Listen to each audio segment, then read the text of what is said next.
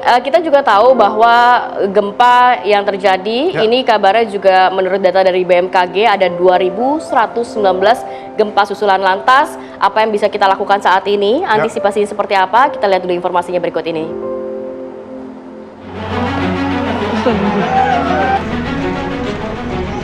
Gempa magnitudo 7,7 mengguncang Nusa Tenggara Timur pada Sabtu, 15 Agustus 2026.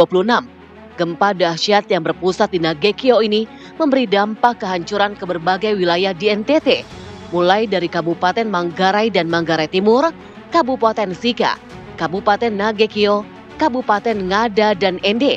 Guncangan gempa bahkan terasa hingga ke Kepulauan Selayar, Sulawesi Selatan, dan Bima, NTB.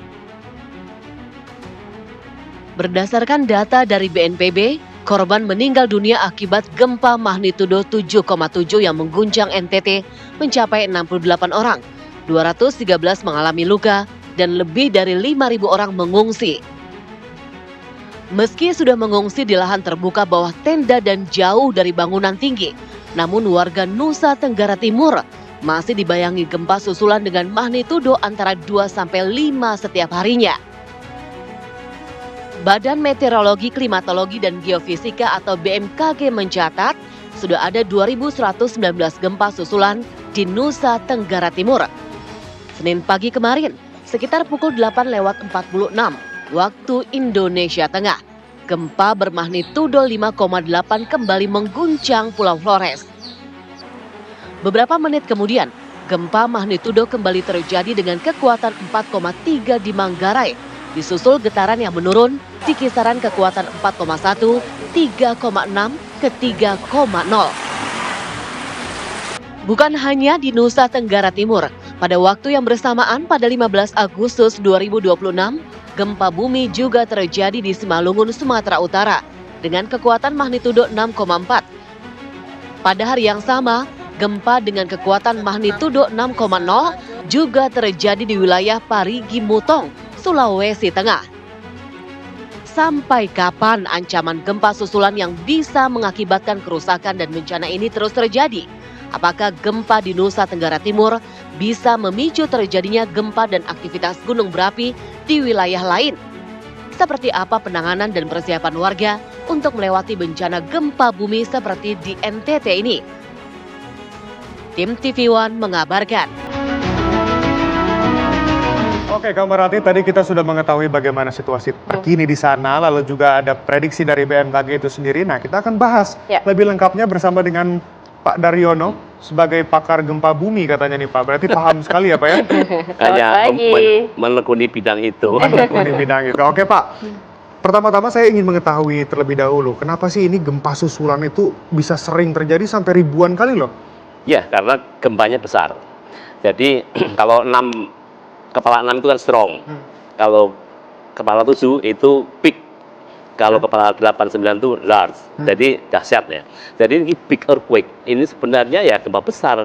Sehingga secara alamiah bahwa susulan itu lazim harus terjadi. Karena ketika terjadi deformasi yang besar, maka ada bagian-bagian yang keseimbangan itu hilang, sehingga dia harus menata kembali, mencari keseimbangan supaya terbentuk keseimbangan tektonik baru. Nah, saat mencari keseimbangan itulah ada rupture yang terjadi. Bisa juga ada bagian-bagian yang memang belum merilis energinya, sehingga gempa susulan itu keniscayaan harus terjadi. Mau tidak suka, gempa susulan harus terjadi. Tapi kekuatannya biasanya menurun. Nah, ya, hanya saja kalau gempa susulannya itu kalau gempa utama main shocknya itu gede, 7,7, ada sekitar 24 jam hingga ke 72 jam itu gempa signifikan susulan terjadi. 6,1 terjadi kemarin hari Minggu. Setelah itu. Nah, namun ke sini Mbak, itu hanya 4, 3, 4, 5, 3, 4, 5, 3, kebanyakan 3 sama 4 lah. Nah, itu yang banyak itu yang kecil-kecil itu, yang 2, 3, 2, 3. Nah, kalau saya melihat yang disampaikan BMKG saat ini, pagi-pagi ya, itu grafiknya itu belum menunjukkan adanya peluruhan. Ya artinya masih kita harus sabar dulu bahwa gempa susulan 2 sampai 3 minggu itu Ke depan masih ada. Oke. Tapi kemungkinan akan di level yang besar, dalam arti skalanya akan membesar atau hanya kalau sebesar yang utama itu ratensil. Namanya gempa susulan itu akan di bawah gempa utamanya. Nah, kalau kita melihat bahwa sesar yang rilis 7,7 ini sebenarnya magnitudo tertarget maksimumnya itu ada 7,8. Sehingga kalau keluar 7,7 itu sebenarnya sebagian energi sudah terkuras, Mbak. Sehingga ini wajar kalau kemudian keluar susulan gede 0,1, kemudian sekarang itu 2, 3, 5 aja udah mulai jarang ya. Itu menunjukkan satu hal yang sangat wajar. Nah, nanti kalau menurut hukum Omori itu kan dia akan berkurang frekuensi dan magnitudenya, kekuatannya itu akan seiring berjalannya waktu akan meluruh. Nah, sampai stabil dan nanti berakhir gempa susulan. Tapi untuk normal periodnya ini sampai bisa sampai 2-3 minggu. 2-3 minggu ya. Tapi nanti BMKG akan memberikan statement yang pasti terkait dengan kajian ini dan itu kewenangan BMKG nanti. Ya, ada hitungan hitungan yang akan dilakukan untuk menentukan kapan berakhir gempa susulan. Oke. Pak Daryono, kalau berbicara mengenai karakteristik gempa, mungkin ya kita sebagai orang awam kan nggak tahu nih sebenarnya magnitudonya, kemudian kedalamannya, terus lokasi epicentrum, itu sebenarnya apa yang perlu diketahui sih oleh masyarakat awam begitu Pak terkait gempa? Jadi epicenter itu kan sebenarnya proyeksi ke permukaan dari hypocenter pusat gempanya. Nah, tempat-tempat yang dekat epicenter itu umumnya akan mendapatkan guncangan yang lebih besar. Terasa dampaknya gitu ya. Semakin jauh dia akan mengalami penurunan tenaga sehingga semakin jauh semakin nggak rasa. Nah, kemudian kalau hypocenter itu kan titik di mana terjadinya patahan itu. Apa namanya first break terjadi itu di kedalaman berapa kilometer itu namanya hypocenter. Nah, kemudian magnitude itu merupakan gambaran energi yang dilepaskan saat terjadi patahan itu. Jadi pelepasan energi itu energinya berapa itu dinyatakan dalam skala magnitude ya. Nah, itu juga gitu Mbak.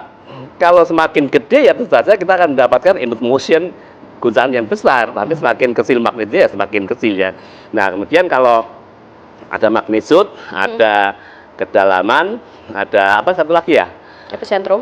Itu pusat Mbak. Jadi kedalaman. Jadi semakin dalam itu pengaruh di permukaan juga semakin kecil, Mbak.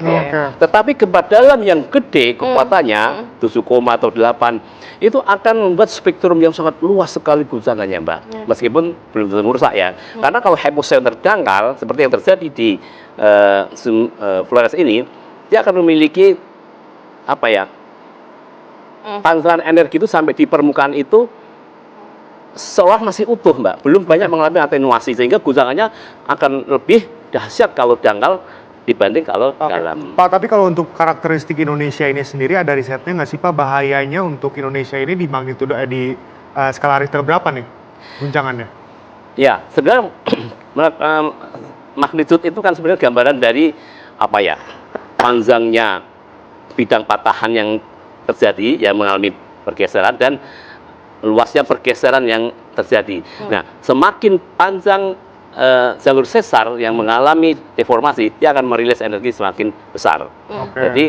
Jadi lihat aja kalau di peta tektonik itu kalau sesarnya mikro, pendek-pendek, ya itu akan kecil magnitudo. Tapi kalau panjang-panjang sampai ratusan kilometer itu ya pasti bisa sampai 7 bahkan 8 atau sesar regional bisa sampai 7,8 seperti Palu Koro, kemudian juga seperti. Tapi berarti 7 ini sudah berbahaya ya sebenarnya untuk Indonesia ini. Ini sudah sesar yang merilis magnitudo 7,7 itu termasuk jarang. Ya. Tapi kalau jarang ya sekarang ya. Palu aja 7,5 ya. Pak Daryono, tapi kalau berbicara mengenai gempa dengan magnitudo yang besar, apakah ini juga serta-merta bisa memicu dari tsunami? Iya. Jadi tsunami itu kan pusatnya itu harus di laut ya Kak ya. Kemudian dangkal supaya terbentuk deformasi lantai samudera dan terjadilah pergeseran dasar laut sehingga kolom air itu terganggu. Itu harus di laut ya. Kemudian dangkal itu sudah pasti supaya bisa membuat deformasi perubahan di permukaan. Kemudian Jadi dalam arti magnitudenya itu Mbak, Oke. itu rata-rata thresholdnya itu 7 ke atas. kalau bisa memicu tsunami. Iya. Dan itu dalam arti dangkal begitu ya Pak, Dangkal, magnitudenya besar, ya itu yang penting karena dibutuhkan energi yang besar, magnitudo yang besar agar bisa meropek dasar laut. Oke. Nah, seperti yang terjadi di Flores tahun 1992 itu Ya. terjadi gempa 7,8 ditambah longsoran dasar laut, sehingga tsunami-nya sangat besar. Nah, sebenarnya wilayah Indonesia ini kan wilayah rawan gempa ya Pak. Bisa nggak sih ada early warning system yang membaca sebenarnya wilayah ini akan terjadi gempa yang bisa memicu tsunami atau enggak? Tapi tahan dulu ya, nanti kita akan sambung lagi di segmen berikutnya. Tetap bersama kami di Pagi-Pagi Seru. Pasti seru.